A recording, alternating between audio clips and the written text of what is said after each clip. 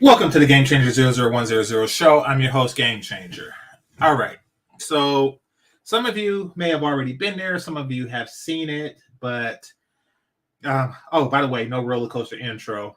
I'm going to go straight into it. So, you've been there. You've seen it. You've seen what went down. And it was just a despicable, display.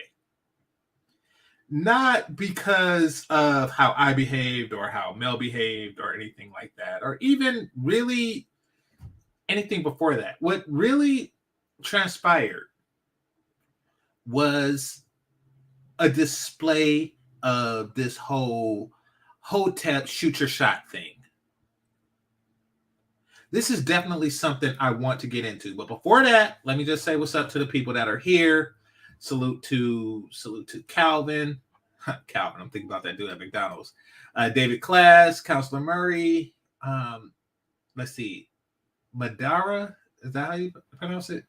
Salute to you. I know you were there. Calvin, salute. I already said that actually. Terrell and Deacon Dave and Tim. UFO, salute. And Zone, salute to you. So, I'm at Chantelle's, right? And the topic is normalize Black women carrying ourselves with class, right? So, in a sense, what she's saying is, how do we make this normal? Because I think what she wants is, oh, and keep in mind, I kicked it with her, so I do know that this is a thing with her. She pointed out how because we were in Texas and it's cold, especially by my standards, especially by California standards, it was cold there. And there was a woman scantily dressed, and it's like, really? She must be really inconvenient just to show off her. And I'm paraphrasing what she was saying, but needless to say, she was like, it's foolish of her to dress like that in this weather at this time. So yeah, she really practices what she preached. She really believes what she preaches in this regard. So she wants to improve the overall reputation of Black women, and I don't blame her. I think that's going to take more than just this whole slut or thought aspect of it. I think that there's so many different negative reputations that Black women have that this is the least of their problem. But it will show like a step in the right direction.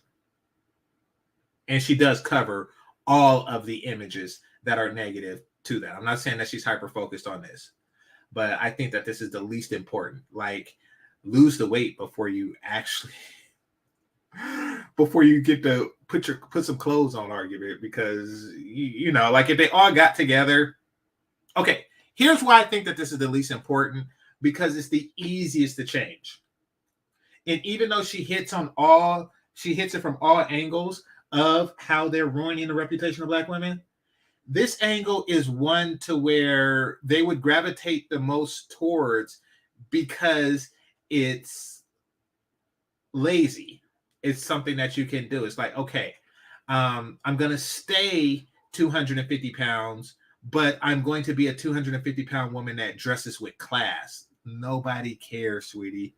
You're constantly going for the easiest route to say that you are a pick-me or that you are a reasonably decent woman. Anyway, off topic. But no, if had we had this conversation, it would be reasonably on topic about carrying themselves with class. How can an overweight woman carry herself? Yeah. Anyway, it would be reasonably on topic. And generally speaking, that is how, because I've been to her, as many of you know, I've been to her panel several times.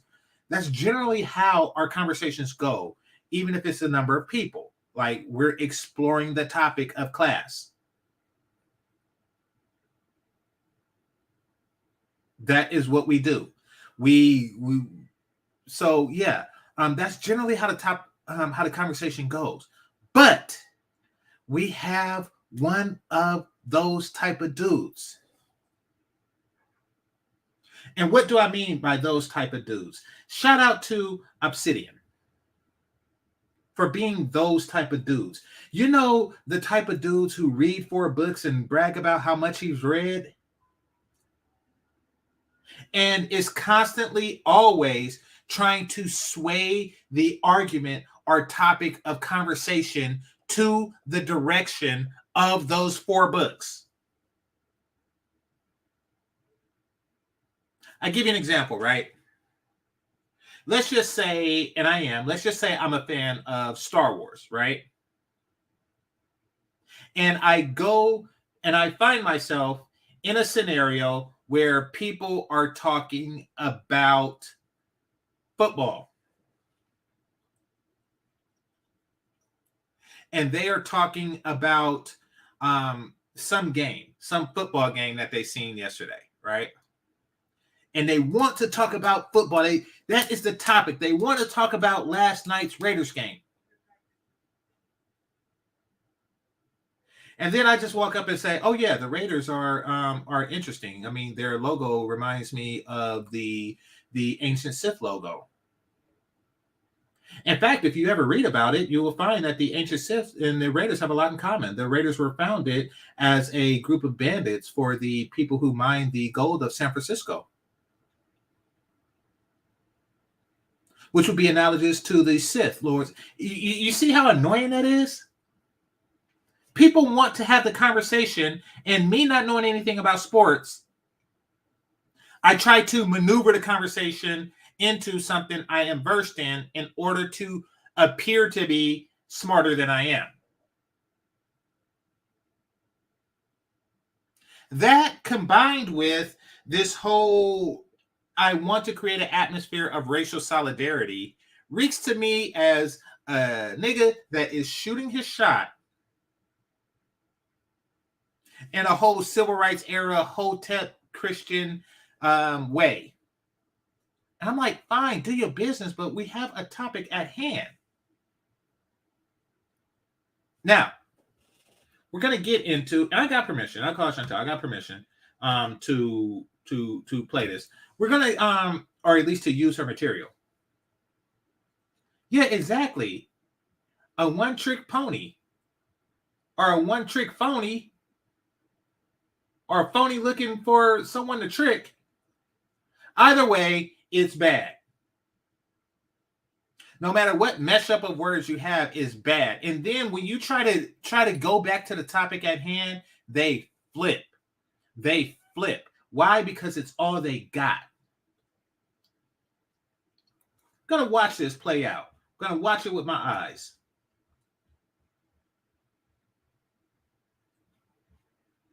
Fair use.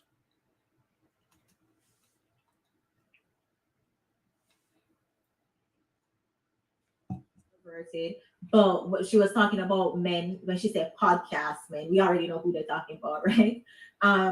But she was trying to make it perverted. How you men always come on and say older women who are already stuck in their ways and who don't want to change for the better, who don't want to give up this independent, I don't need a man lifestyle. We tend to see that in a lot in older women. So by you guys saying that,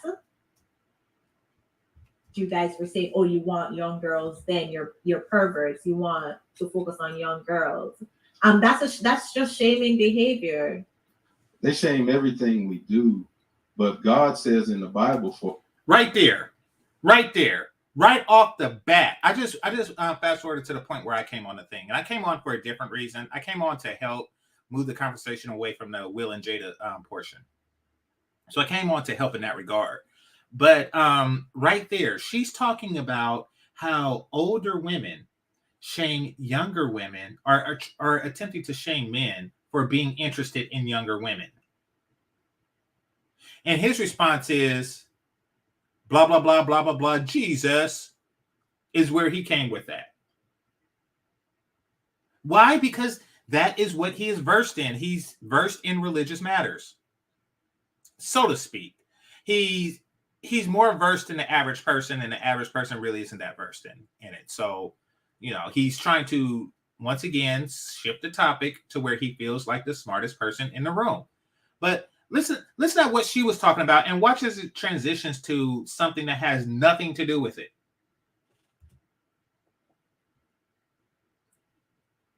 perverts. You want to focus on young girls. That's just shaming behavior. Shaming behavior, pervert, young girls. Let's see what his response is. Okay. They shame everything we do, but God says in the Mm-hmm. Okay. Bible for a man to take a young girl, a young virgin. Really? It says that? It says that? Now, nobody ever, you, in order to prove that it doesn't, you would have to go to like every verse in the Bible and say, okay, it's not here. But it does sound like some shit that the Bible would say. So let's just go off of that. Good point, but that's hard to find. Kevin, why do you think that? Because you mentioned that they don't know that it's affecting them. They don't know that they're or you said that they do know. Look, people know what it is they're doing is wrong. It's just, what are you really trying to get out of it? Are you going to prioritize your personal pleasure and immediate gratification over long-term process and development to get what you really want in the end? You got to make a choice. And that's what life is. Life is about making choices, making decisions, and then living with those decisions. The problem is you got people who want too much of anything or want too much of one thing. I want this, I want all the fun, I want the glory, I want this, I want that, the gratification. But then they don't, but then they also want what's supposed to come on the other side without having to do the work. That's not how you can't get there from here. It just doesn't work. I don't even know how you do it. And I do see that disconnect.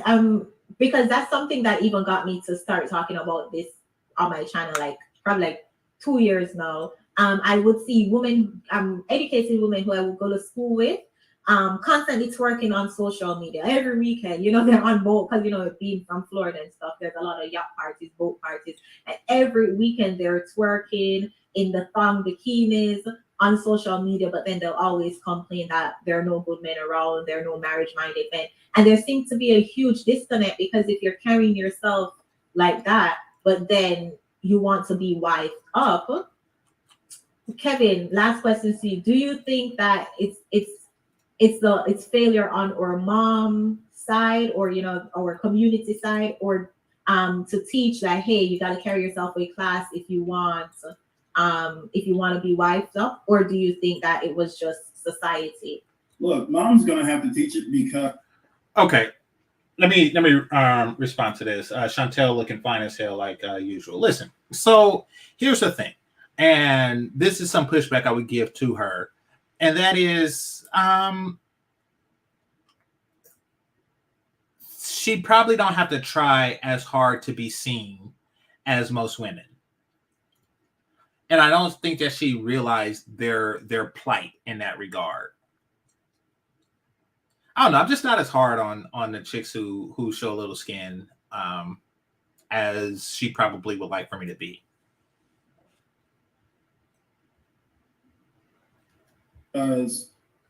Well, okay, it's a combination of both mothers and fathers. So we know that there's a lapse here as it relates to fathers and how things have worked out over the past few decades or so. We know there's a lot of fathers missing. We don't want to get into that. We already know why. That being said, the mothers have to, do that. And I would say that mothers really have to focus on that. Now, fathers support and reinforce that. And you mentioned, you asked me about daughters. Yes, I do have daughters. And you know what? I did support and reinforce that. But it was very rare and it's very rare. So, and I try to limit it only because when I say it, then, my daughters are more likely to listen versus, hey, I want to tell them all the time. And when I say something, they will actually shift and they go, you know what? You're right. And they'll change or they'll adjust an outfit or whatever. I try to stay out of it because I don't really see that as my lane. See what I'm saying? Oh, and it's really great that you said that because I do have a question. Let me get to the super chat and then I'll bring up this next point. And then GameChanger, I'll get to you. Kevin C, thank you, said, good information, Chantelle. Your wife panel from 7 April 22 was fire. Keep doing great work and informing the masses. Thank you so much, Kevin, for your support. And we have Maggie, the substitute teacher, in the chat. Thank you so much, Maggie, for the $4.99 super sticker. Guys, if you haven't already, please go ahead and like this live stream. As always, we're having these powerful conversations to change the narrative in our community. Miss Lady, thank you so much for the $5. Said the classy ladies are not on social media. We are not loud, so it's harder to find us. That is so true. That is so true. Not really. Now that is a great point of intersection. Like it is harder to find, and I guess the best way would be cold approach, but women get cold approach so much that they just reject, and they probably reject like the person that they should be with in the process. So, but I'm not saying don't do it. I'm just saying that that's a obstacle in doing that.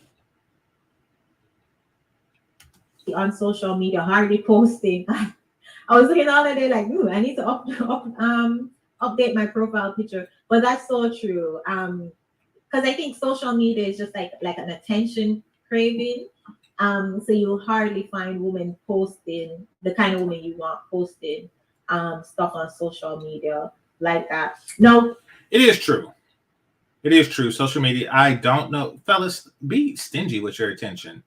I mean, I don't think I've ever thumbs up a woman's anything. Like, I'm trying to think. I think I might have like gave a thumb up to like Naima Buckner's chicken.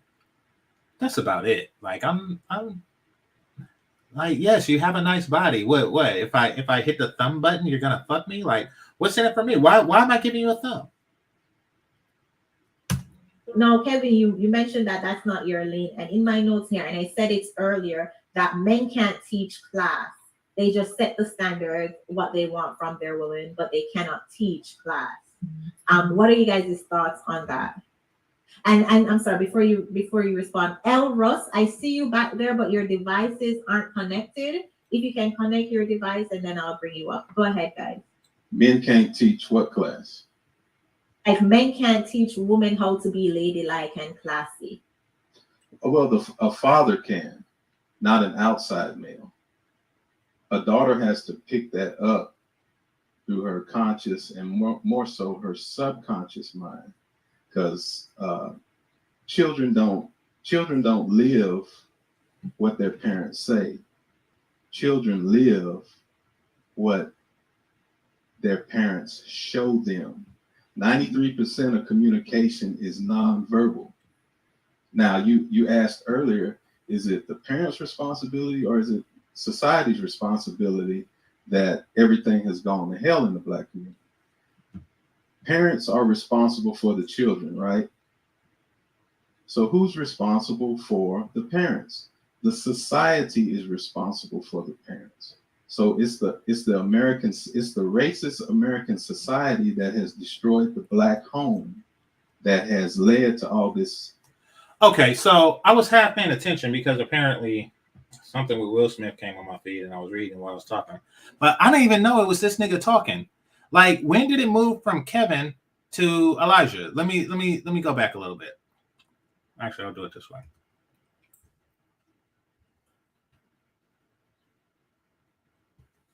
Now, you asked earlier what their parents showed. A daughter has to pick that up through her conscious and. If you can connect your device, and then I'll bring you up. Go ahead, guys. Men can't teach what class? Like men can't teach women how to be ladylike and classy. Well, a father can, not an outside male. A daughter has to pick that up through her conscious and more so her subconscious mind, because children don't live what their parents say. Children live what their parents show them. 93% of communication is nonverbal. Now, you asked earlier, is it the parents' responsibility or is it society's responsibility that everything has gone to hell in the Black community? Parents are responsible for the children, right? So who's responsible for the parents? The society is responsible for the parent. Okay. Real Reese says, I think you might be right. I give too many women the thumb. I guess I always thought I would get their attention, but it never happens. I just get used for likes and retweets, then ignore it. Yeah. I mean, you got to ask yourself, like, is she going to fuck me? Like, what is the chances? Like, why? What's in it for me? You know, I mean, you could look, but don't thumb. You know, I don't even look at these Instagram shit. Just watch porn. I watch porn. If I'm looking to get aroused by women, then what better place? I don't know the other stuff. I don't know why the other stuff exists. But that's just me. So it's the racist American society that has destroyed the Black home, that has led to all this raw sewage and mess, and the prostitution of our women dressing like whores and acting like whores, and they've been turned into men in front of our eyeballs. In 1965, Elijah Muhammad warned us. This nigga. See, I told you it's all about, he lives in the civil rights era. And the reason why people like him live in the civil rights era is because that was back in the day when people didn't have a choice but to fuck each other. It was this whole ingrained solidarity that all Black people had. Like, oh, so Grandma, how did you meet Grandpa? We met at the march. Oh, okay. Yeah, we was marching for freedom, and you know, when they hit me with the hose, he guarded me, and so yeah. And when the German Shepherd was about to bite me in the ass, he put his ass in his place. Like, he's looking for that era. He's looking for that era of solidarity, you know, to where you don't really have to have substance in dealing with a person.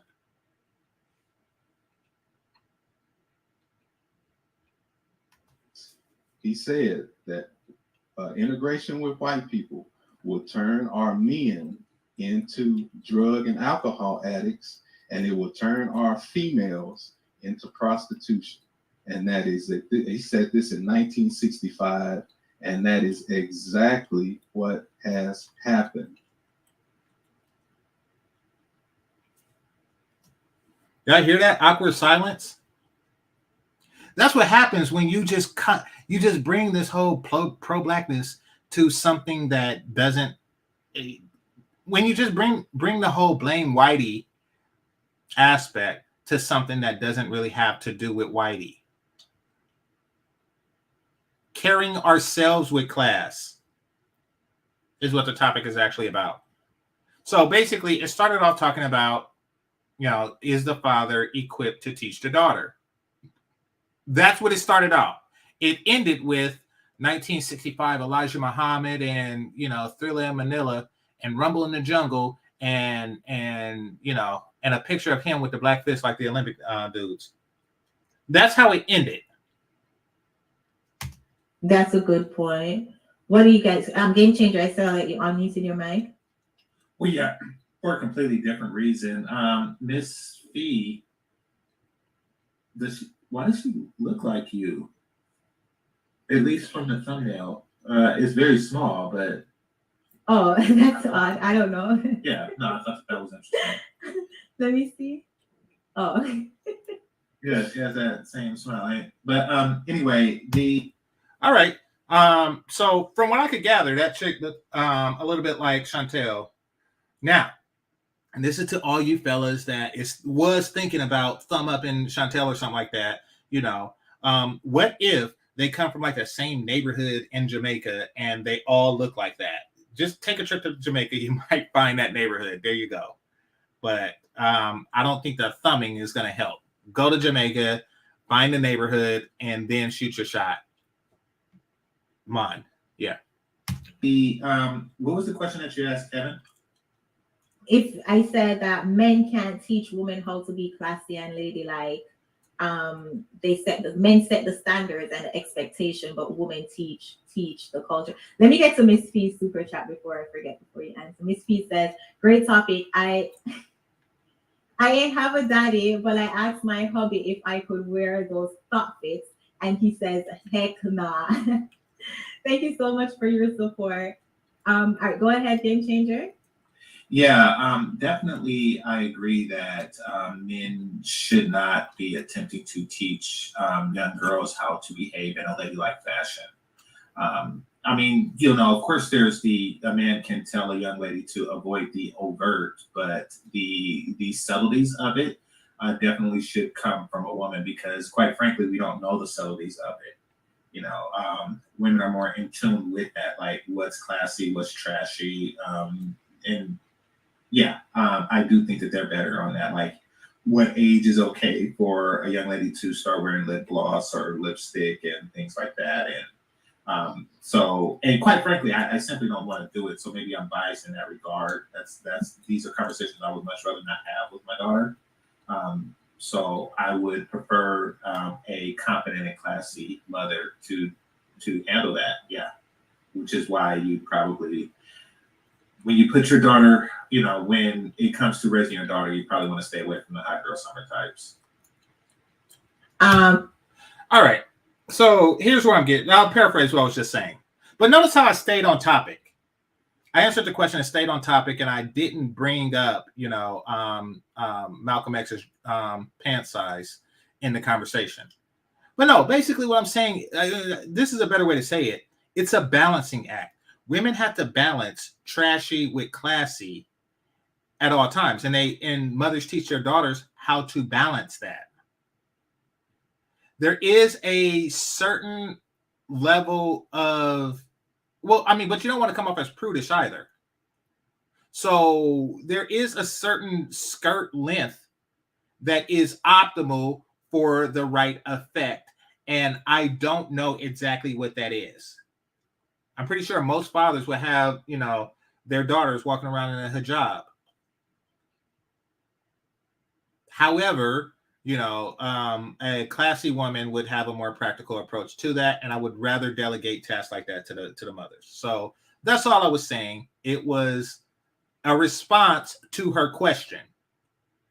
Don't know what this nigga was doing. Well, I know what he was doing or what he was trying to do. Sandra, shout out to Sandra for being on the panel. Hey, girl. Hey. Hey, sis. Thank you for being here. I know the time difference is huge. And guys, yes. For those who don't know, Sandra is in China, so the time difference is huge. I'm curious to hear. I saw that you put in the back chat that you slightly disagree. What point did you disagree with? I think was it Elijah that was answering the question first. Is that correct? Yes. Wait, okay, yeah. So my slight disagreement, you know, when we talk about who is responsible for the parents, you know, the parents are responsible for themselves. You know, once we hit adulthood, even before we hit adulthood, you know, we are accountable to our choices and our decisions. And so we could say, you know, yeah, the dominant society, they did all these things, you know, the integration, things like that. I agree that is an influence. However, it's still on us, the fact that so many of our, you know, parents, grandparents, etc., bought into those different lifestyles, bought into those behaviors. And even today, with the women today, you know, they have all that stimuli. It's still up to them, their choice to buy into it. So, you know, I'm never gonna put off the blame completely and be like, you know, dominant society, they did this, that, and the third, and that's why we're the way we are. At the end of the day, you know, you can put a glass of poison in front of me. It's up to me whether or not I choose to drink it. So I wouldn't say that. But what if it's hidden? What if it's hidden in your meal? Then you don't have a choice. There have been wives who's poisoned their husbands, husbands who poisoned their wives with foods, with the poison slipped into their food that they didn't, unbeknownst to them, that they were taking it. But you make a good point that okay, if I'm not understanding the analogy properly, and I didn't at the time, but as I understand it now, she's basically saying, you know, the rhetoric that a lifestyle, like society is presenting this lifestyle to women and girls, and they can choose to live it or not.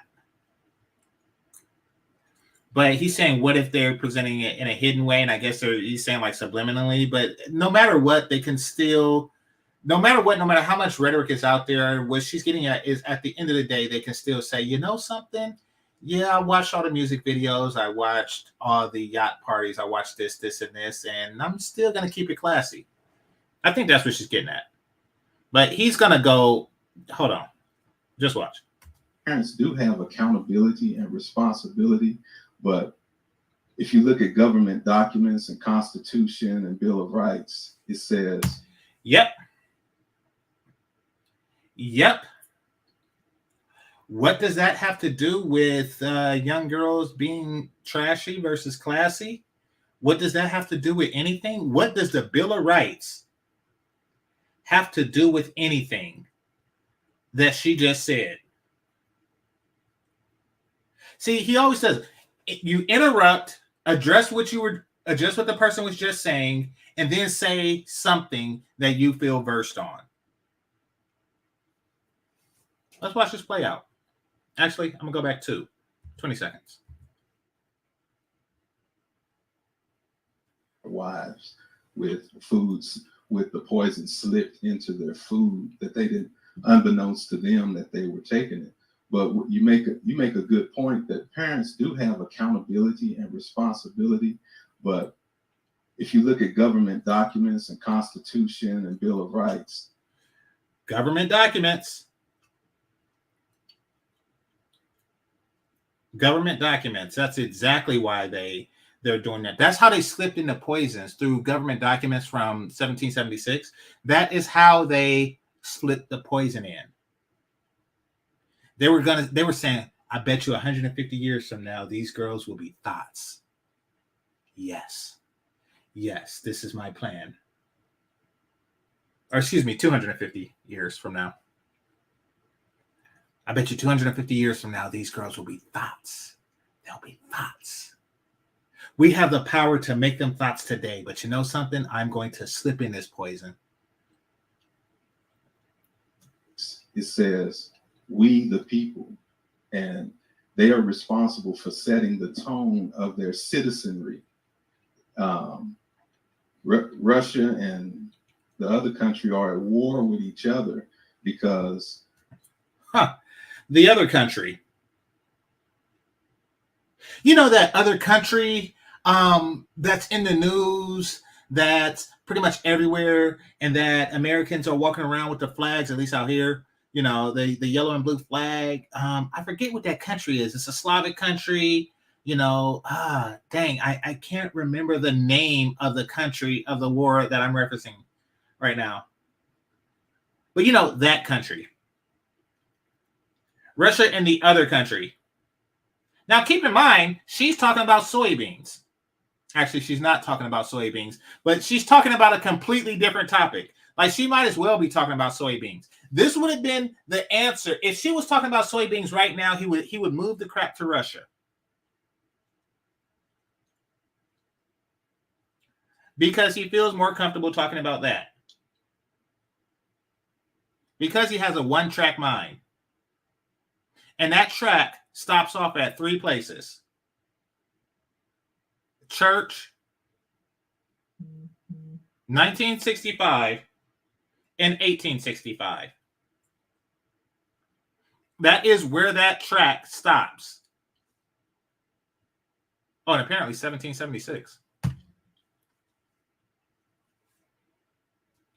They feel as though their whole body politic has been wrong.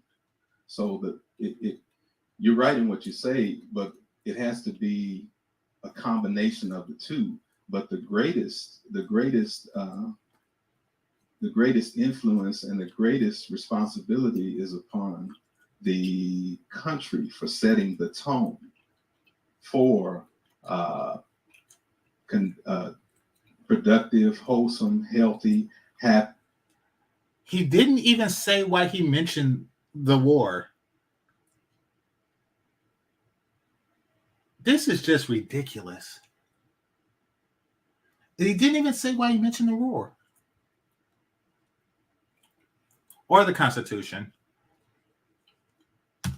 The functioning relationships and families is the country's responsibility for providing a gross national product and an ability to provide jobs, because fathers have to build homes for men, have to build homes for their wives and their children. It's really not the country's responsibility to provide jobs. It's the government is to govern. And carve out a life and carve out an existence. Nobody can do that on their own. Proverbs 3:5, God says, lean. One track.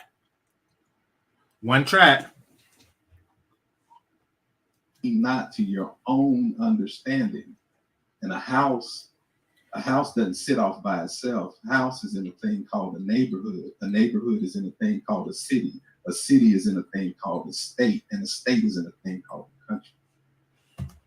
So by this logic, because your daughter is in a thing called a country, it's the country's responsibility to raise your daughter.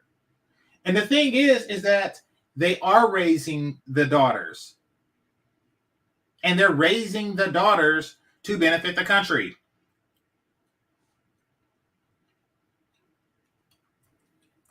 I want to hear where you were going when you were saying that parents are metaphorically poisoning their children, Sandra. Well, and this is my way to allow, because she was interrupted. This is my way to remind Sandra of the point that she was interrupted on, because it wasn't a short interruption. That was like a whole useless 2-minute interlude. So I wanted to remind her where she was so she could finish what she was saying. Well, I was speaking more along the lines of, society as a whole. I said, what am I eating? I'm eating Mentos. I'm showing on Mentos. Actually, that reminds me, I haven't even eaten my vitamins today. I'll get to that. All right. Have this propaganda that tells us to be a certain way. And that's the poison that we're choosing to not only consume ourselves, but allow our children to have access to. Right. And I get the whole point as far as like infrastructure, jobs, and things like that the country sets the tone financially, economically, things of that nature. When it comes to the social decisions that we've made, that's on us. Okay, we can understand and be empathetic to people that chose to make money in undesirable ways because their situation was all messed up. We can be empathetic to it, but that doesn't mean we completely pass off the accountability of it and say, well, that's just the dominant society doing its thing. And the reason why I think it's so important that we don't do that is because when we do that, we live in a victim state of mind. And how do you rise up out of that situation when you always put the blame off on somebody else? No, I never said. You see that? She made it clear. Victim state of mind. Now, the victim state of mind isn't what he's going for. He's going for the whole enemy of my enemy is my friend. Chantelle, will you be my friend? Sandra, will you be my friend? I would love for you ladies to be my friend. He's going for that. He's going from we're all a victim under the same umbrella, so let's unite rigorously. I think that is actually what he's attempting to do, but who knows? All right. So shout out to the beautiful lie. Cash apps and super chats are greatly welcome and appreciated. It says, sat through this foolishness the first time, just showing some support on the way out, family. Peace. I appreciate you. Yeah. You already have your opinion on this. That's fine. I'm just giving my point of view. But thanks a lot. So she's making a good point. Watch what he does. I always put the blame off. I never said that. May I finish? You didn't have to say that. I hate it when people say you don't have to say that. I never said that. Like if I was to say, something, only a jerk would run for president of the United States in 2024. Then I would basically be calling whoever is running for president of the United States in 2024 a jerk. And if somebody criticizes me, I say, oh, I never said he was a jerk. No. However, your actions was putting the blame on the government. The government is accountable for how young ladies dress somehow. Somehow, some way, our government is responsible for that. She picked up on that. You don't have to say it directly. She's saying that you are suffering from this, a victim mindset. In truth, and- yes. And essentially when you're putting so much weight on, well, you know, the government, they created this situation and things like that, that takes power away from us and our ability to choose differently.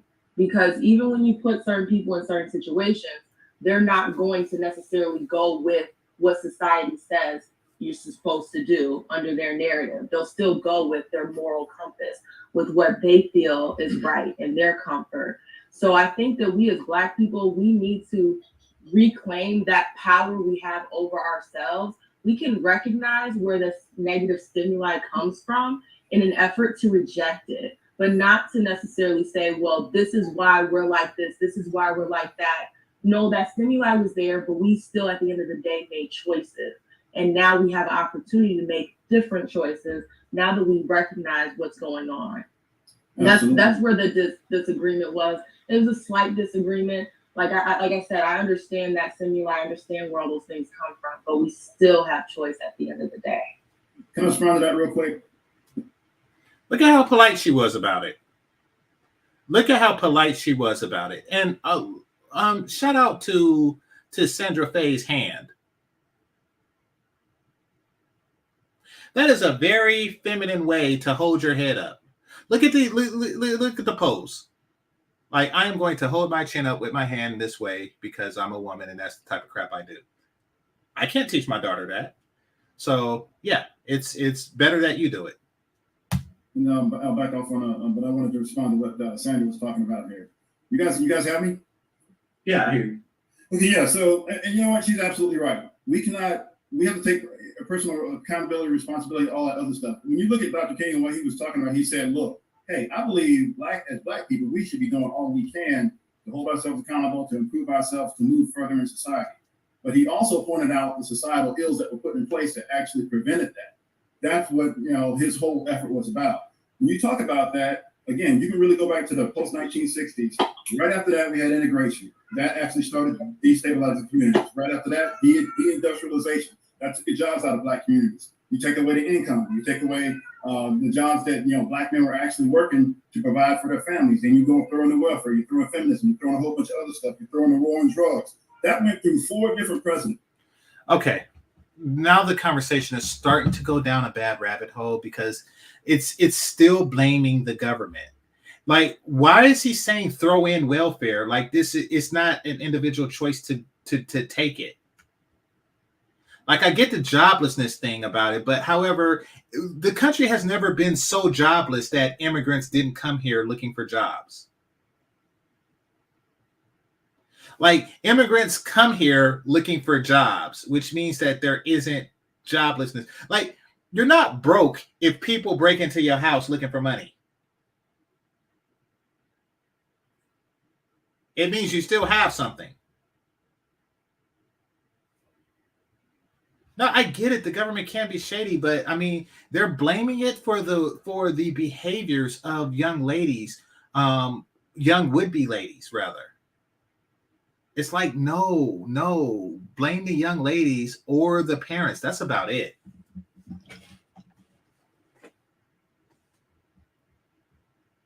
And shout out to Kevin. We can Kevin and I, we can agree to disagree on that, as we did.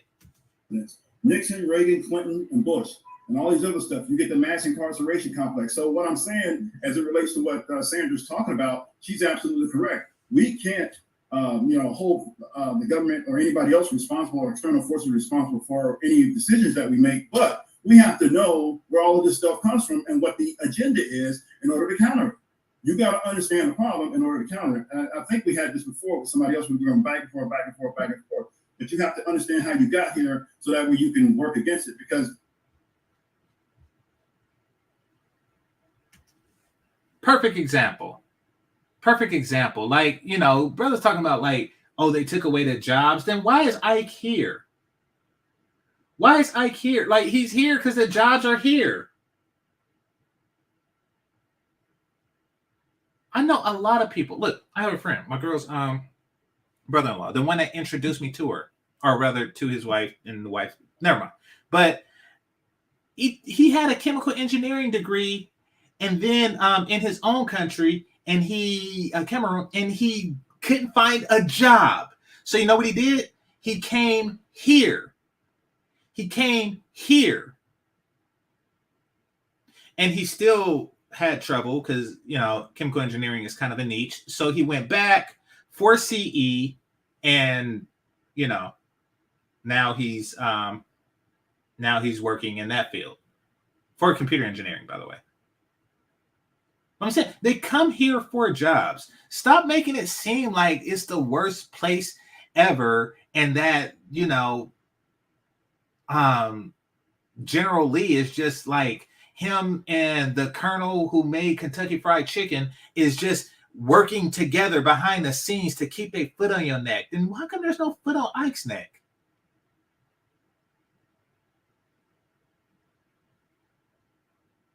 Now, first of all, Ike is front. Ike don't have a lot of money. I went to dinner with Ike, right? Went to dinner with him in the Bay Area, and he snuck out on me. I was like, wait, what? Snuck out on me and left me with the bill. And then I looked outside, and he was driving off. I was like, Ike. He was like, I was like, what? He's like, and he just drove off with the doggy bag. So listen, yeah, you want to pretend like that, didn't I remember that. I remember that, Ike. That was cold.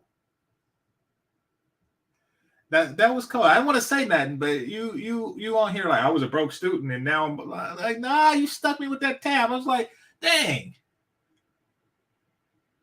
And he was ordering all the expensive stuff. He was like, oh yeah, I'm gonna stick GameChanger with this. But yeah. No, I'm just joking. Shout out to Ike. He cool people. I'm just joking. He didn't do that. All right. Back to the thing. Those forces are not going to. But see, no, not back to the thing. Because, and this is where Sandra was getting at. And I didn't want to do it because it was off topic. But since it's my show now, I'm going to say it.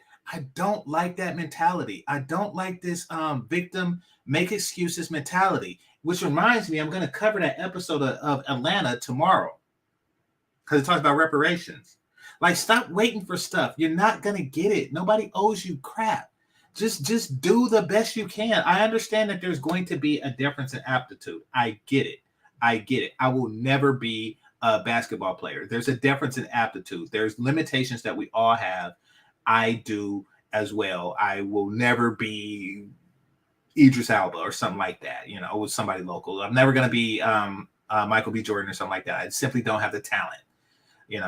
Not everybody can be a surgeon. Not everybody can be a fire pilot. Not everybody can be. I actually had a person tell me that, listen, who was a Navy SEAL, like, not everybody can do it.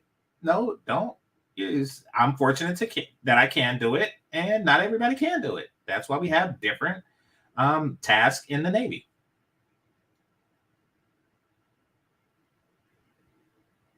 But this whole, there's an invisible foot on my neck, which no, that's in your brain.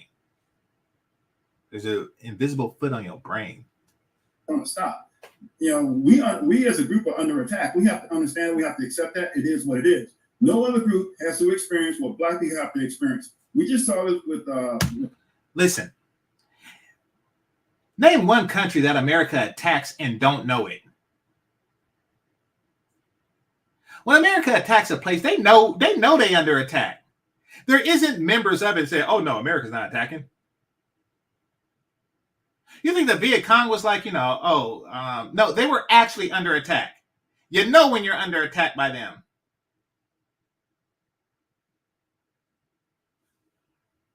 With Brown Jackson, everything she had to sit there and do just to get on the Supreme Court. They didn't do that to all those other judges. All this stuff, we got to work 4 times, 5 times, 20 times harder to get the same result. She's in the position because she's Black. That's ridiculous. But we have to endure it. We have to suffer through it because there are external forces pushing up against us. Nobody's doing that to the Asians. Nobody's doing that to Hispanics, and nobody's doing that to white people. Just to us. We can't stop it. We don't have any stake. All right. They are doing it to everybody. We just complain about it more. And we shouldn't complain about it at all. So it's so many damn Asians, right? Primarily the yellow ones, but there's some browns, right? And in the Ivy League, so much that in an effort to keep the Ivy League from looking like Chinatown,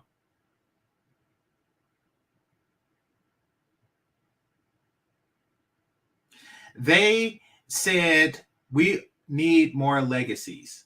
We need more people whose father went to Harvard and whose father's father went to Harvard. Give an unfair advantage for white people. So yes, they do try to hold you down.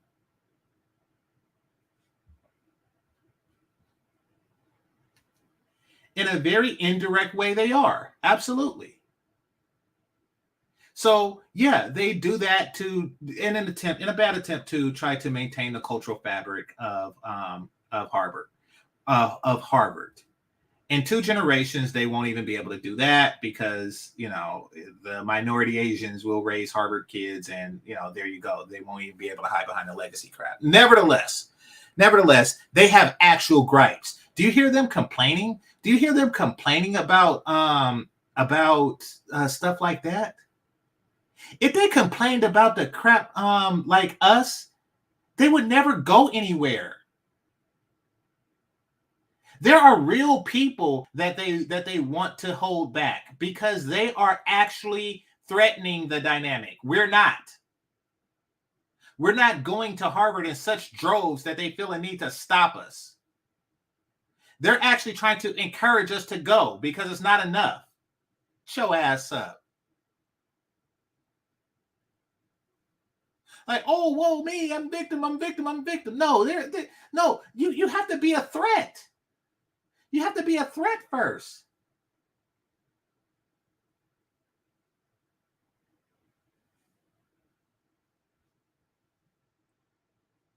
We don't have any help at the state, local, or federal level, or even at the international. Yes, you do. That's what welfare is.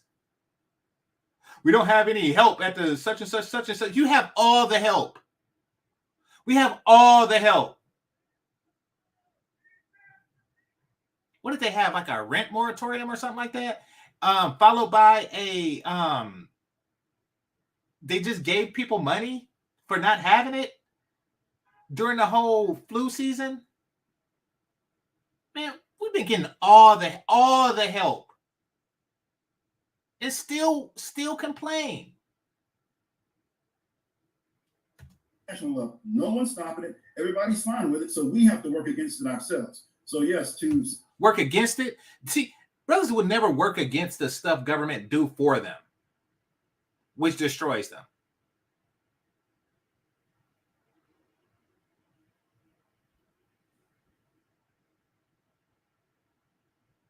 Sandra's point, yeah, she's absolutely right. A personal accountability and responsibility, but we have to understand where all of this stuff is coming from and what we can do to counter it.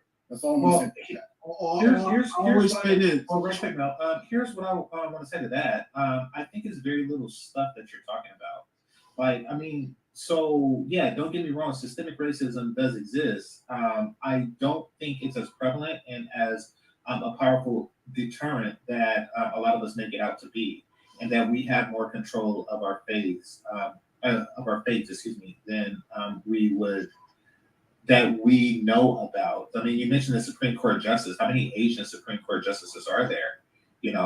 And she wasn't scrutinized much at all. Biden said, I want a black female, on the Supreme Court, and he picked the most qualified one. If anything, she was hyper accelerated to the position.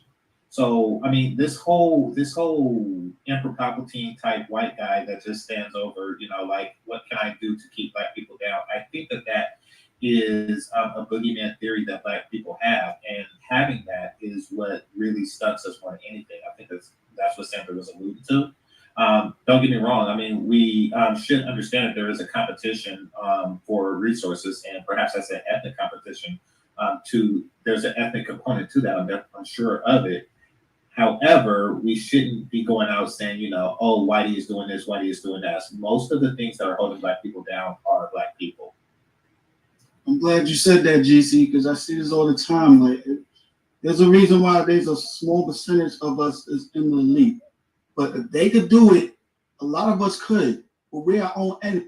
Okay, I'm gonna give a little bit of pushback to that on Mel, because I know where he's going with that. It's not really just like a pushback just to down him, because his point does still stand, and I'm not actually going against his point.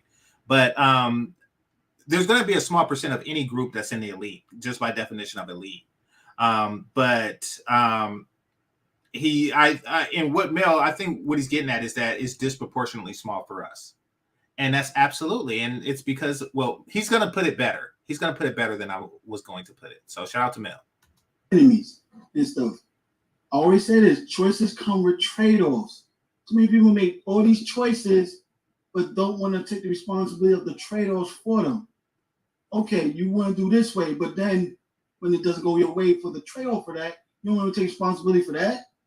No, you got to take responsibility for all the trade-offs that you come with the choices that you make and stuff. You want to be successful in life, there's going to be a trade-off for that. But is those trade-offs worth it than the other trade-offs? You got to find out what trade-offs is actually worth it and stuff. Or you still want to be victim mindset all the damn time and stuff like that? For trying to be successful more in life? And worry about I'm trying to save all my people and everything. You can't save everybody, even in your own community, no race. I don't know where this. I'm not saying about you, dude. I'm not talking about you. I'm not talking about you. But let me finish though. Let me finish though. I'm kind of doing that, but it's not about you. So please. But like I always say, man, you can't save everybody. Save those who want to be saved and stuff like that. That is it. Focus on a small percentage. You could build a community with a small percentage of people. There's a reason why that movie 300. It took 300 guys to take out a big $10,000 army and stuff. You don't need a lot. Shout out to Mel. They did lose. Of people to rebuild a big community like that. You can start over with a small few, and that's it. I hear what you're saying, Mel. Focus on you. Focus on those who want to be saved. Focus on the mission. And stuff. My heart goes out to the younger generation, and that's why I appreciate panels like this and for you guys engaging, because it gives them.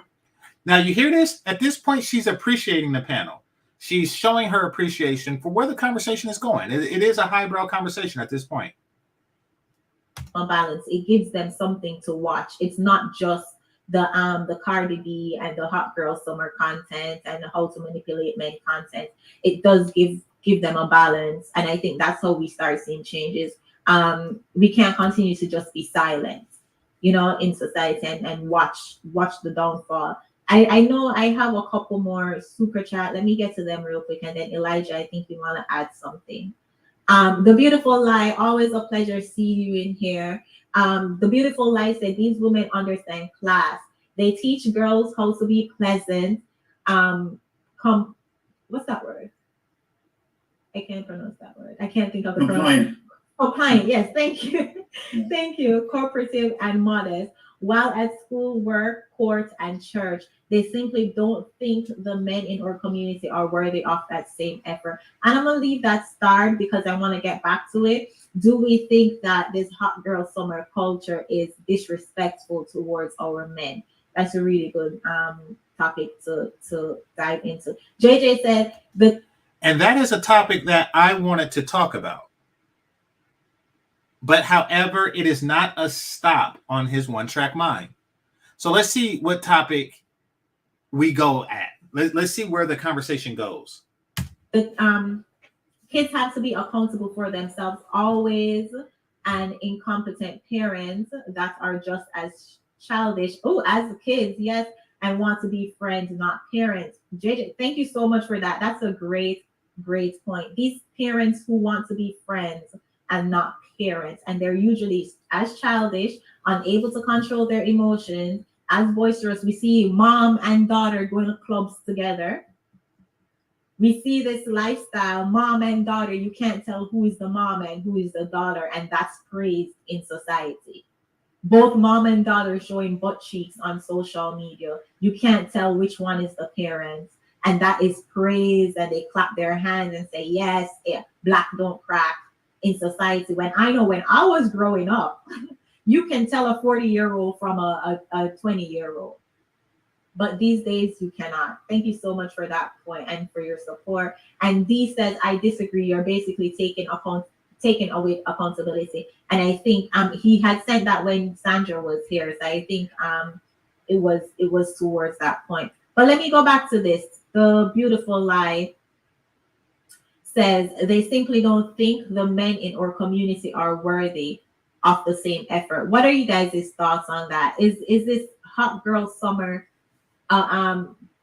disrespect towards our men? Can I make because yeah. Okay, so the question at hand is hot girl summer and basically thoughtish behavior a flex, so to speak? Is the women who do this flexing on men? And let's see where the conversation goes. Remember, one track. Go ahead. Well, I never once said dismiss personal accountability and responsibility. I hate these I never said niggas. Because people always paraphrase. So you don't really have to say, I never said that. That's kind of like that guy from Germany with the mustache. He never actually said that he don't like the star people. He never actually said, I never actually said I don't like them. I never actually said I had something against them. I never actually said that. What the hell? That's like Donald Trump. I never actually said I had a problem with immigration. I never actually said that. Hell, I can do that. I never actually said I had a problem with fat women. Never actually said that. What kind of crap is that? Passive aggressive bullshit. That's my biggest thing. That's why I could come on a show like yours. That's why I have my own thing going for personal accountability and responsibility. And what are you saying? Personal accountability? You're blaming the government for the state of the daughters. In an individual culture, by the way, like the government is over all cultures, but there are some that still sustain modesty in their behavior. This boogeyman, right? Okay, it wasn't a boogeyman that shot. I don't think a boogeyman shot down Trayvon Martin. I don't think a boogeyman choked out George Floyd on TV in front of our eyes. I don't think it was a boogeyman that shot down Laquan McDonald as he walked down the streets in Chicago. Article 1. God, I hate dudes like this. I truly do.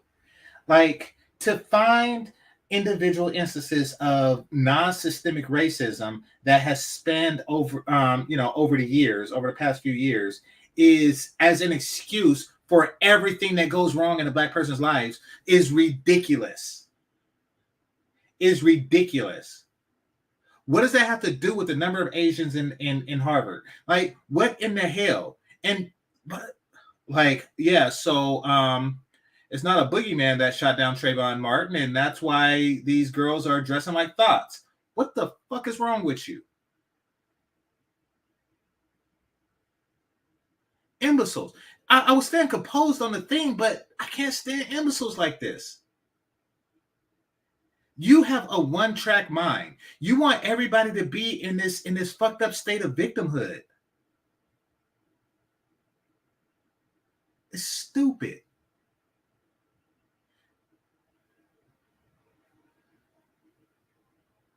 Remember that time that, how come the white doctor smacked me on the ass when I was a baby? Because he knew you'd grow to be stupid. That's why. And ask questions like that. It's racism. You have doctors smacking black babies on the ass. It's racism. Shut your stupid ass up.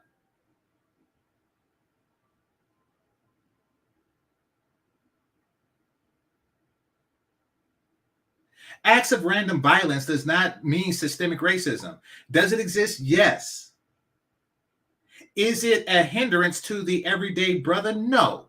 Shut your stupid ass up.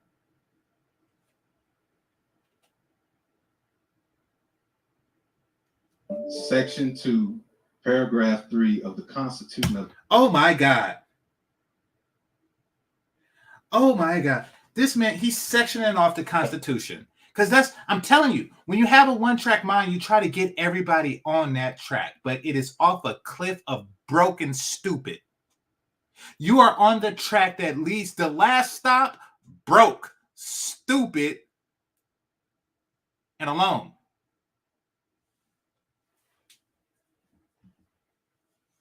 It's an incomplete track because it's made is made by niggas like you.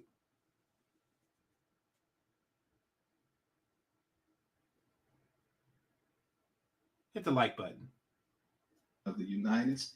He don't know. Somebody say he knows his Constitution. Everybody knows the stuff that they try to focus every conversation into.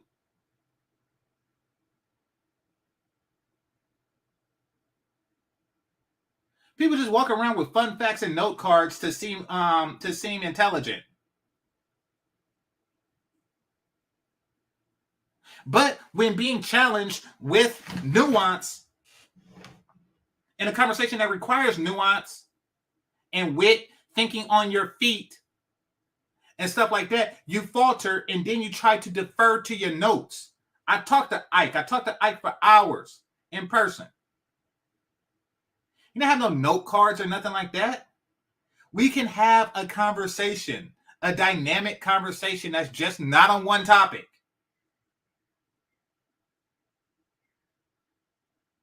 Because we smart like that.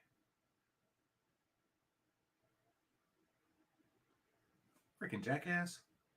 States at this very second and the next second refers to us as 3/5 or 60% of a human being. I'm going to look up that constitutional quote, jackass. And then I'm about to blow his shit up because, see, who going to check him? Who going to check him?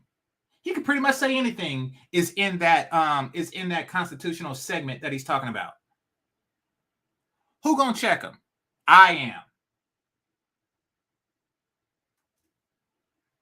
I got a feeling that the one thing he claims to know, he don't even know that. I suspect that. And I am going to explore and research my theory. And for your support. And D says, I disagree. You're basically taking away accountability. And I think he had said that when Sandra was here. So I think it was towards that point. But let me go back to this. The beautiful lie says they simply don't think the men in our community are worthy of the same effort. What are you guys' thoughts on that? Is this hot girl summer disrespect towards our men? Can I make my point? Yeah, go ahead. Well, I never once said dismiss personal accountability and responsibility. That's my biggest thing. That's why I could come on a show like yours. That's why I have my own thing going for personal accountability and responsibility. And this boogeyman, right? Okay, it wasn't a boogeyman that shot. I don't think a boogeyman shot down Trayvon Martin. I don't think a boogeyman choked out George Floyd on TV in front of our eyes. I don't think it was a boogeyman that shot down Laquan McDonald as he walked down the streets in Chicago. Article 1, Section 2, Paragraph 3 of the Constitution. Okay. Article 1, Section 2. Let's see.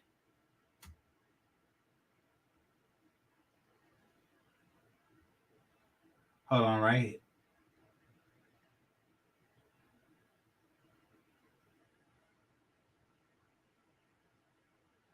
Okay, this doesn't even, at least this site doesn't seem to break it up. Okay, here we go. Article 1, Section 2. And then which paragraph did he say? Hold on. Yeah, I know I'm going the extra mile, but I don't like niggas like this. I really don't. Constitution of down Laquan McDonald, or as he walked down the streets in Chicago. Article 1, Section 2, Paragraph 3 of the Constitution of the United States at this very second and the next second refers to us as 3/5 or 60% of a human being. Okay, so Article 1, Section 2, third paragraphs. Let's see. Representatives and direct taxes shall be, let's see,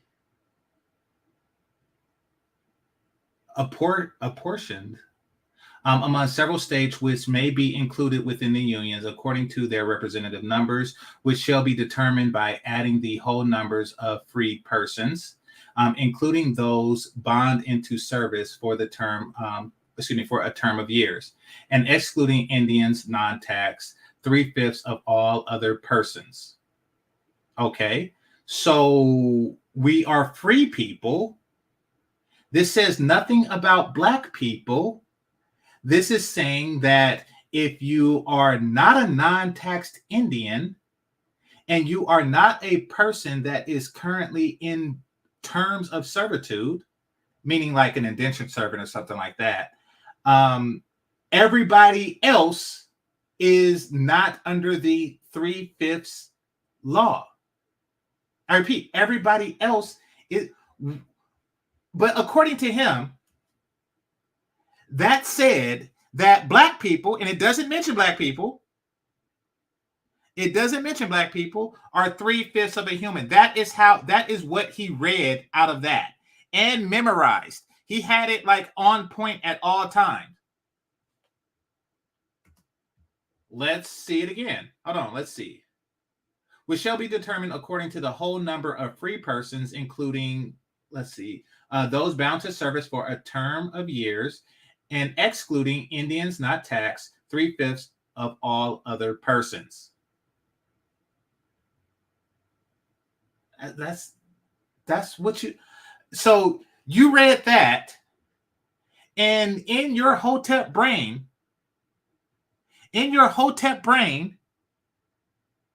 you say that they say that to this day and to this second and the next second and the next second, we are 3/5 of a person.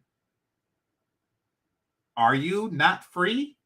Because it does seem as if you are free, which is why you are, the representatives is determined by you, and a whole you means that it doesn't apply today and it hasn't applied to 1865. But you want to make it seem like they're saying that we're 3/5 of a person, and they're saying that dogs are okay. We're going to get into that in a little bit. But this is how off this nigga is. This is how off he is. Okay, right quick. It says, according to the representative numbers, which shall be determined by adding the whole number of free persons. We are free persons. You are a free person. You vote like a free person. You own your own property, and you get wages from your job as a free person. Jackass. They're not talking about you. Unless you choose to not vote and voluntarily pick cotton for no wages, you're an idiot. Sick of niggas like this. This fake oppression talk. This fake oppression talk to and he think it's seduction. He think that, like, oh, we're 3/5 of a man. Let's trauma bond together. Shut your stupid ass up.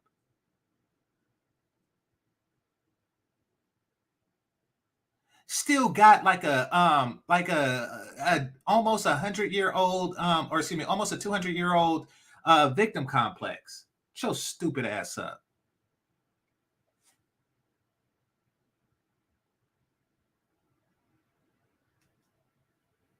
A dog is 4/5 of a human being. Now, and there you go. A dog is 4/5 of a human being. A dog is genetically 84% similar to a human being. The Constitution was not talking about genetics, jackass. And the Constitution didn't even mention Black people in that regard. It just said all other people, which naturally, included slaves, black or otherwise.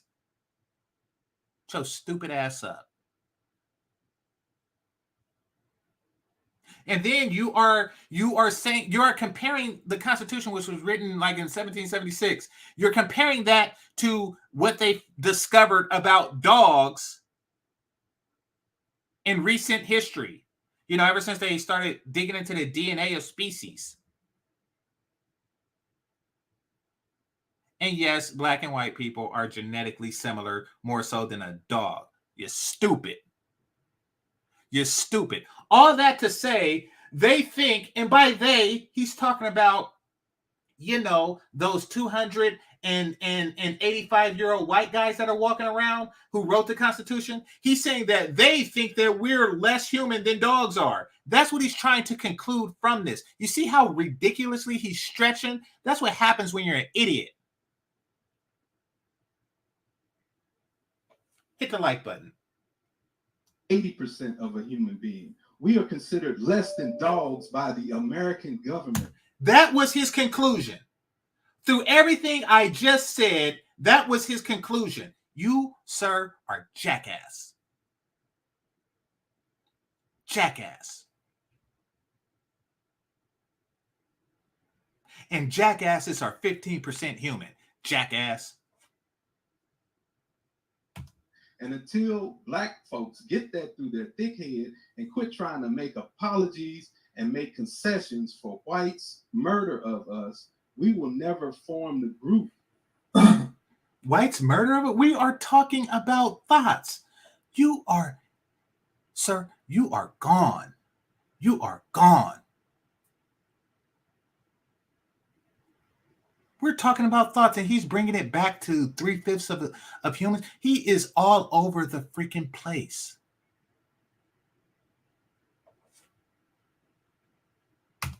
That the brother talked about that will lift us up out of our current condition of killing each other. We're killing ourselves and each other. The community compromise was for state representational purposes. Doesn't really apply today. So it applies right now. It applies this very second. It applies this very second. No, it does not, because you are free. You don't fall into the all other people's category. Like that song say that they sing in The Wire. I'm a freeborn man of the USA. I'm a freeborn man of the USA. Shut your slave-minded ass up, you stupid.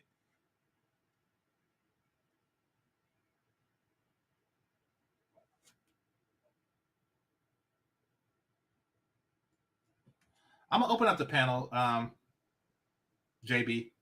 I'm going to open up the panel.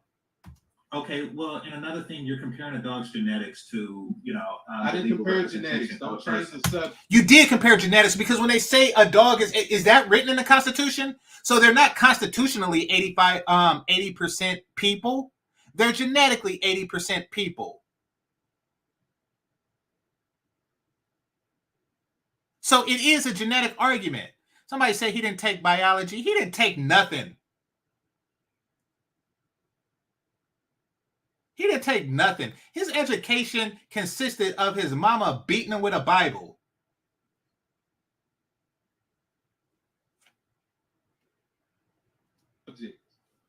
What? All right, but you're comparing what happened to George Floyd and Trayvon Martin. No. I know both situations sucked and everything, but let me keep it a buck right now. You might not like it.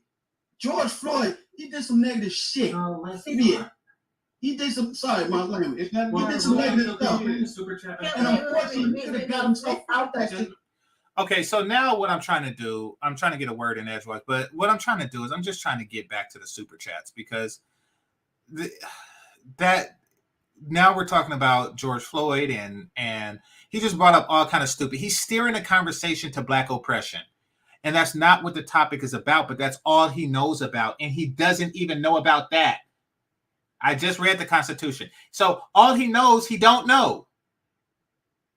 But you don't know that he don't know, so he just make crap up. Giving him freedom to make crap up.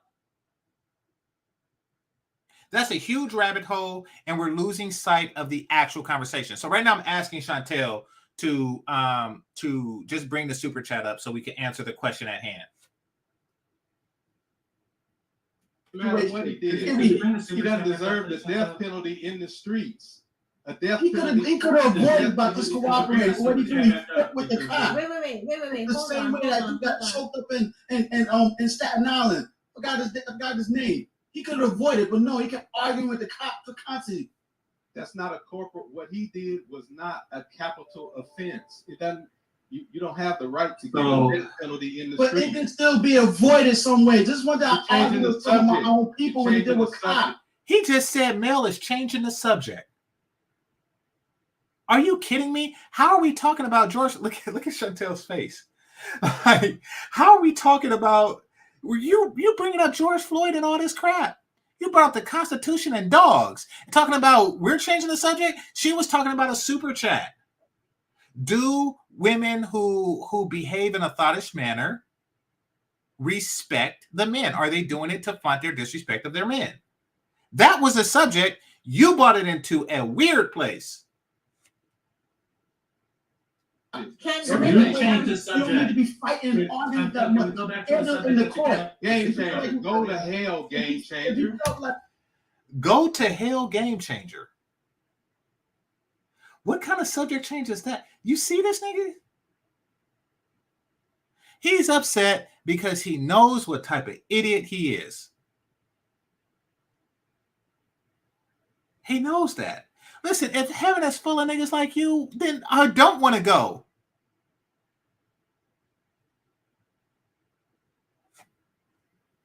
Yeah, I will on my own time. Chantelle, could you bring? All right, Kevin C. Can you explain to me what's going on, please? Yeah. So look, I'll just say without this, we have to understand personal and individual responsibility and accountability. There is agreement with that. We can all agree with that. Yes. We can all agree that there's external forces that are being applied specifically to one racial group that's actually trying to prevent forward progress. Can we all agree with that? Knowing that, then it just She didn't agree.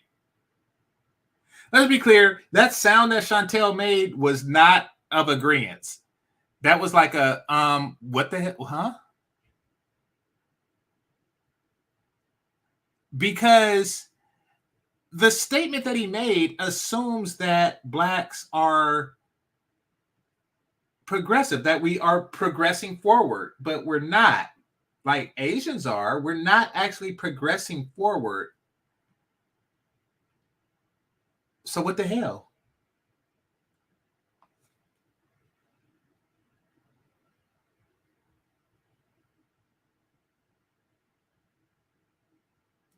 makes sense to me because remember, I'm a military guy. I don't know if I told you this before, Chantelle, but I'm a military guy. So basically, yes, you're in the military because you're a freeborn man of the USA.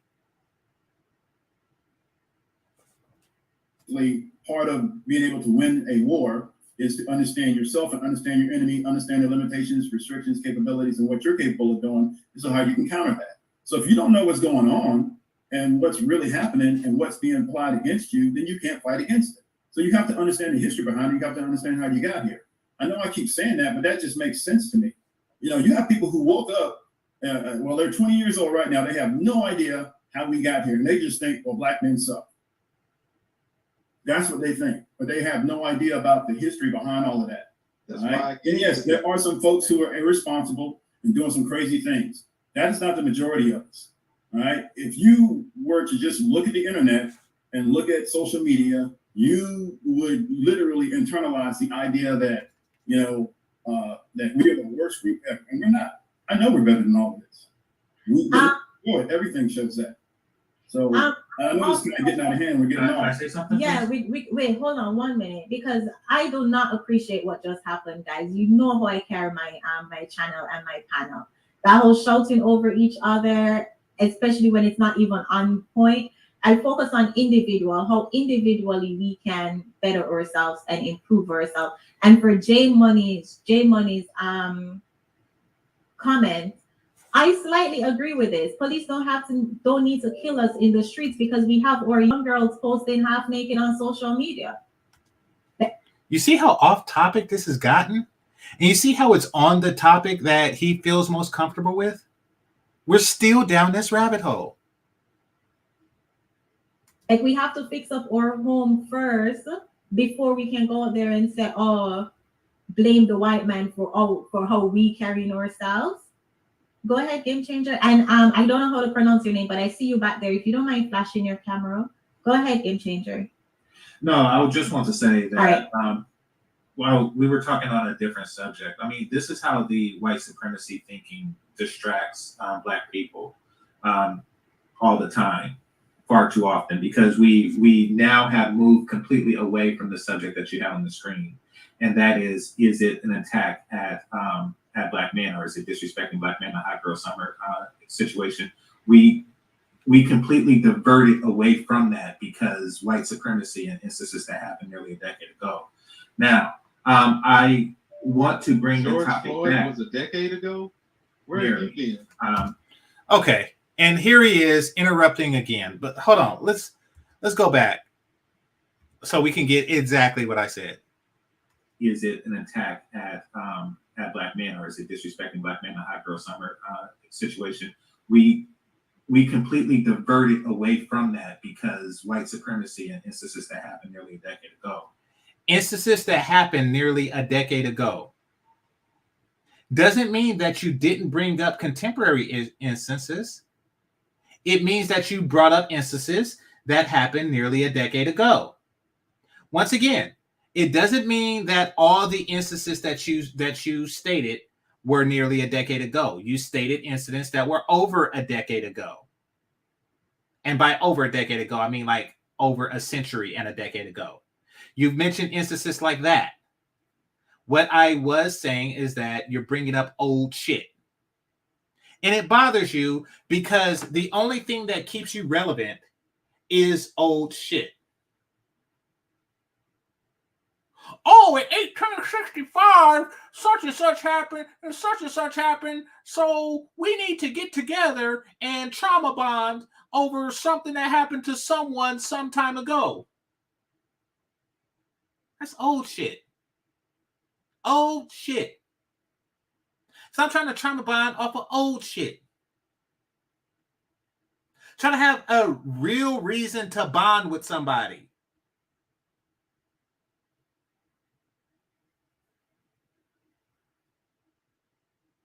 But nobody wants to bond with you. So you're like, well, we should bond because we're 3/5 of a person. Shut your stupid ass up. Shut up.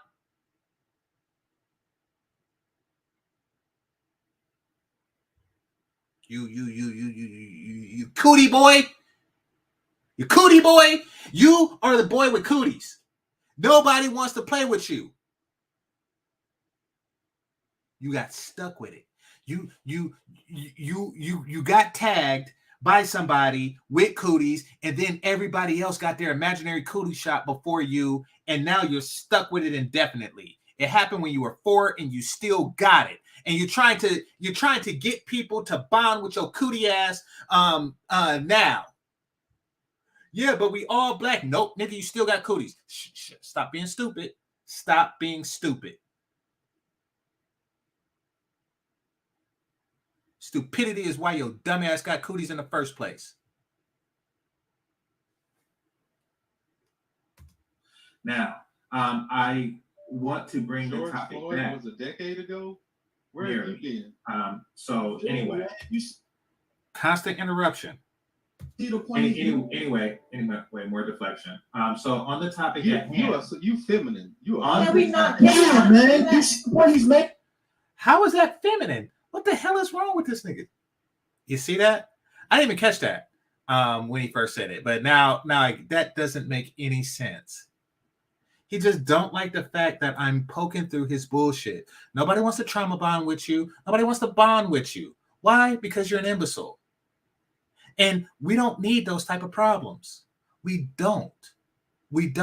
I don't think imbecility is like airborne or anything like that, or is transferred through touch, But guess what? Nobody wants to risk it. Nobody wants to risk it. Nobody wants to risk being you. Ever. Ever.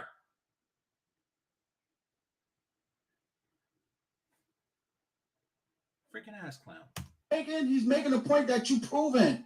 Exactly. He's making an invalid point. He said it happened 10 years No, ago. there's still a point because you brought it up like No, a victim.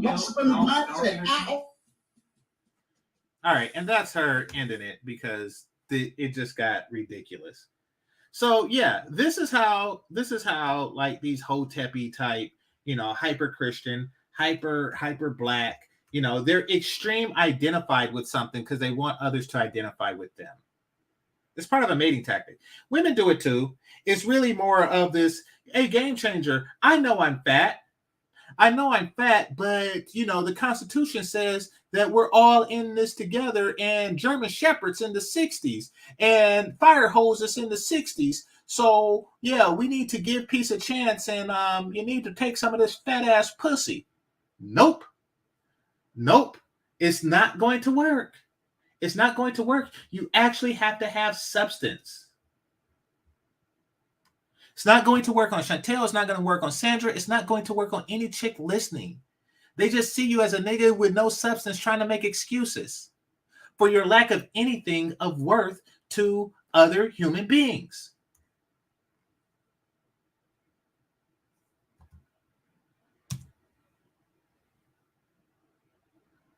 You know what you are? I'm going to show you. I'm going to show everybody what you are. Hold on.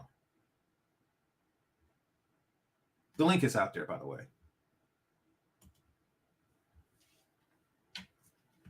All right. I'm going to show you what you are. Let's see.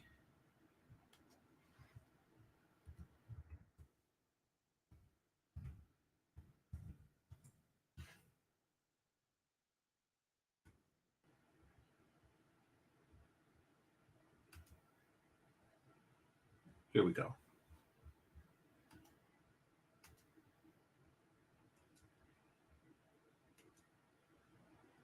That's you. That is you. Now, you ask, why is that you? Because you try to unite with regular, healthy humans.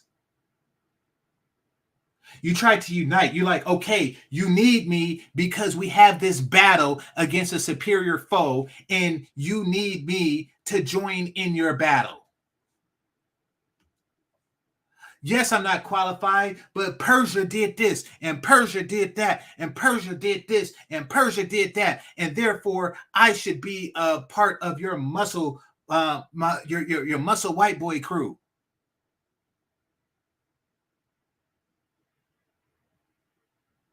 I should be like the rest of you Spartans because we're all from Sparta. We're all from Sparta, so I should be down with you all because we have that in common. No, you're useless. You can't hold the shield. You're not good at stuff.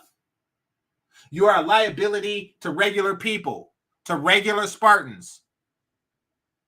You will hold us back. That is how the world sees Elijah. They see like you are a person that will hold us back.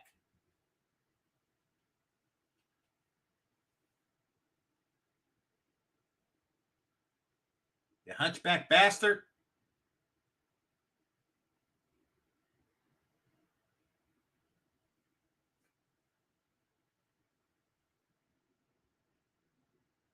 Somebody says Avengers Endgame. Absolutely.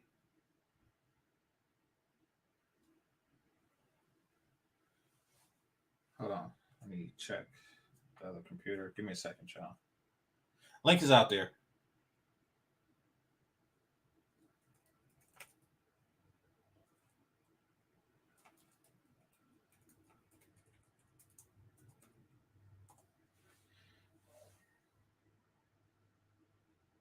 Beautiful.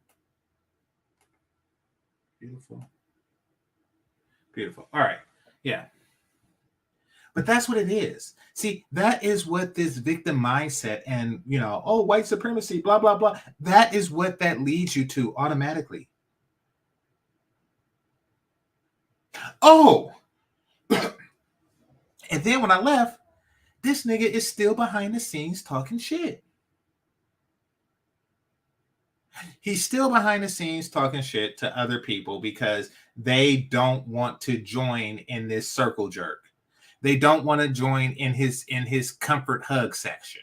I'm sure he wanted to comfort hug the hell out of Sandra. So, you know, that's and because he didn't get to do that, he became belligerent.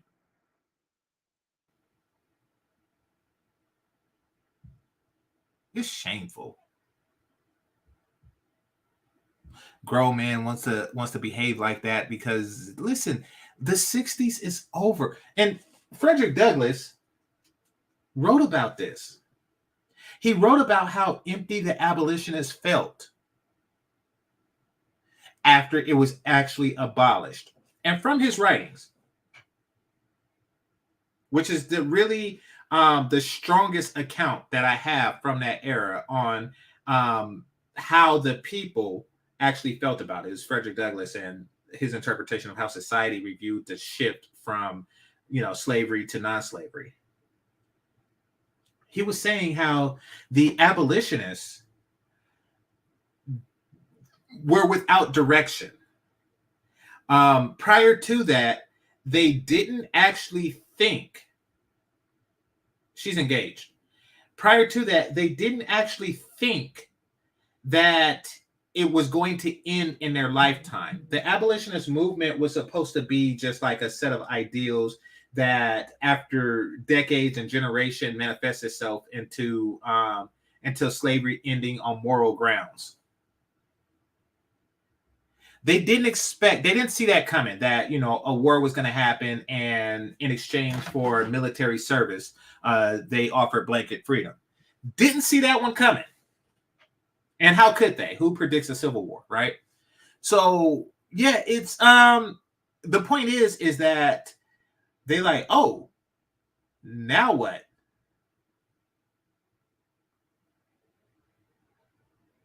Right? They were like, oh, I was part of this group, I was part of this movement, I was a part of something, and we were doing good to the world. Because trust me, that is good. You are doing good to free enslaved people. You are doing good. You are a good person for being a part of a network that is doing that. So salute to those who do. Shout out to the descendants, I guess. However, when it ended, they were like, "Oh crap!" There was a feeling of, and I forget how Douglas described it. I'll look it up. It's in not the autobiography, but it's in My Bondage, My Freedom. I think. I'm not sure. I gotta check it out. But nevertheless, they're like, "Oh yeah," they're like, "Oh, it worked. Now what?"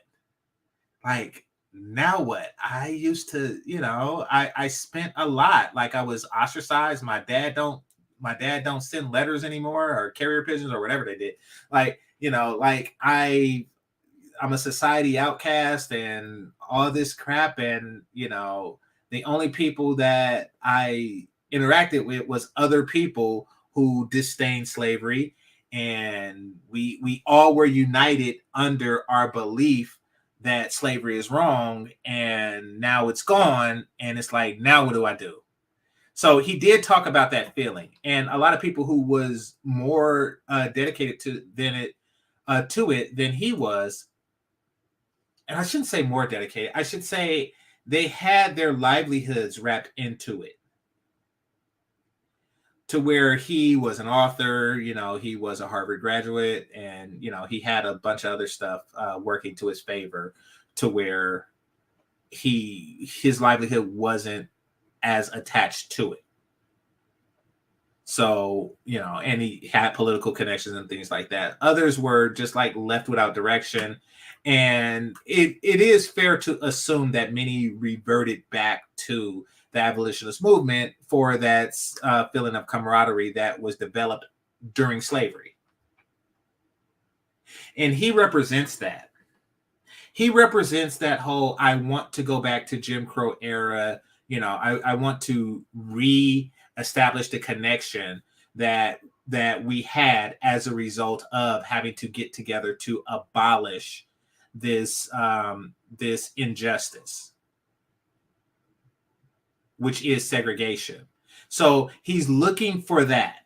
He's looking to abolish something that don't exist, which is why he is trying to create the existence of something that's not there. That's why he's saying stuff like, okay, 1865 and it still applies today, et cetera, et cetera, et cetera. He wants to create that unity, because let's face it, after abolitionist movement, I'm pretty sure a lot of abolitionists were saying, like, you know something,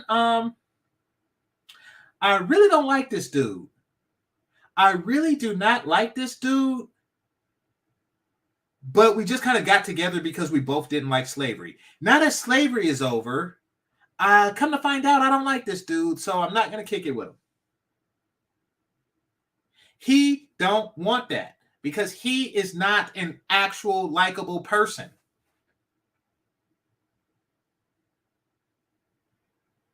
So he's trying to recreate a scenario to where you don't have to like people to be in their company.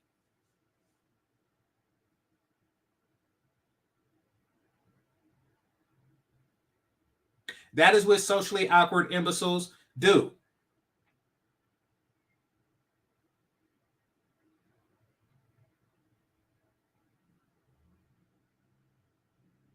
Let me read the chat. I'm tired of talking about this dude.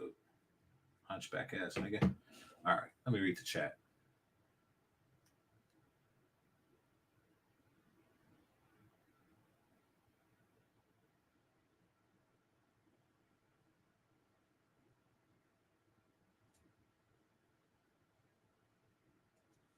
Avengers Endgame. Absolutely. Absolutely.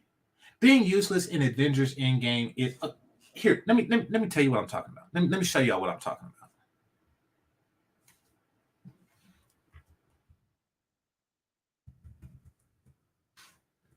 Let me show you who he is on Avengers Endgame. Hold on.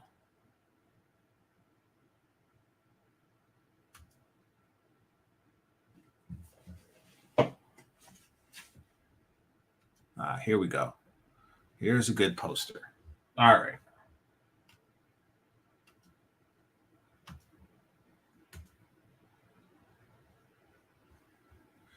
You see this woman here? This woman right here? Who this woman? I'll tell you who this woman is. She is useful in one instance and one instance only. And that is if you can put her in a position, in a situation to where she actually has her hands on top of somebody's scalp, she can manipulate their brain. That is her power. However, when Endgame happened, it was a bunch of mindless animals and a bunch of, technology giants and planes and everybody, and everybody is kung fu fighting and stuff like that. And it's a bunch of like brutish purple animal things that's not afraid to die in the Wakanda force field and stuff like that. What are you going to do? What are you going to do? Sit your ass down. There isn't a brain out there for you. There isn't nothing. What are you going to do? Grab one of them and hold their scalp, hoping for the best? You are useless. You're in the way. You're in the way. If the men actually capture somebody with a brain, then they take it to you and you do your Professor Xavier thing on their scalp, is what you do. But don't walk around the battlefield just messing up the place.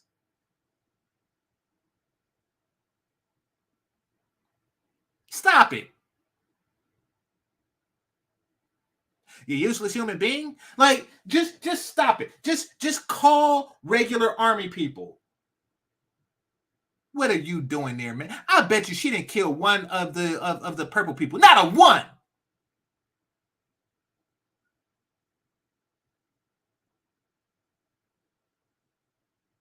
If I was one of those Jabari people, I would say, what are you doing here? You. You Asian mantis. What are you doing here? You serve no purpose. Get out. Go home.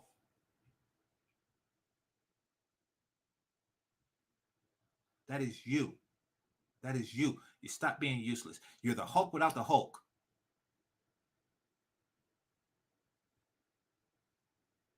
Stop being useless. Stop wandering around the battlefield. I'm important. I'm important. You have one power, and it's not even that good. And it's not applicable here. We're talking about other stuff.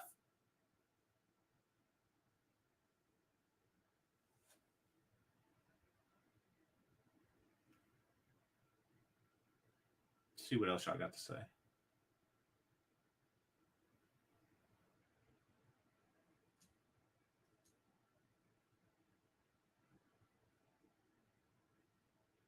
Nope, I have skills and obligations. Can't let you drag me.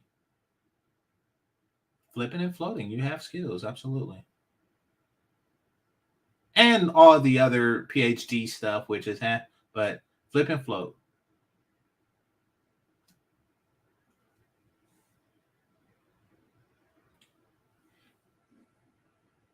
Exactly. You're getting too close for comfort, GC. That's what he was saying. He called you a female. You called it deflection. Yeah, exactly.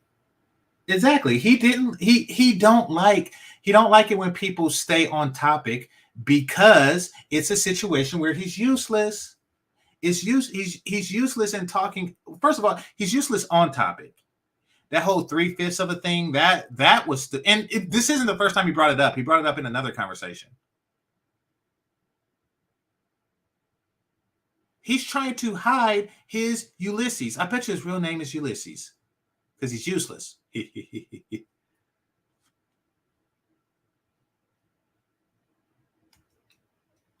I doubt it. It's few people in the world that's that useless.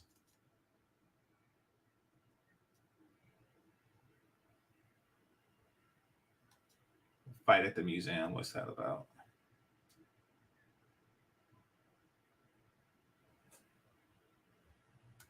Exactly.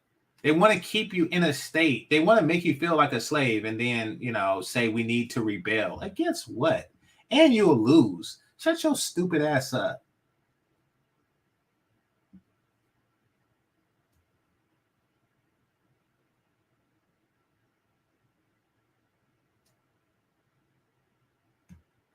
All right. So with that, I'd like to thank the Cash Apps and Super Chats, managers and moderators, those who are listening, those are in the background, those who participate in chat, and those who are listening silently. This is GameChanger 00100. Game over. Peace.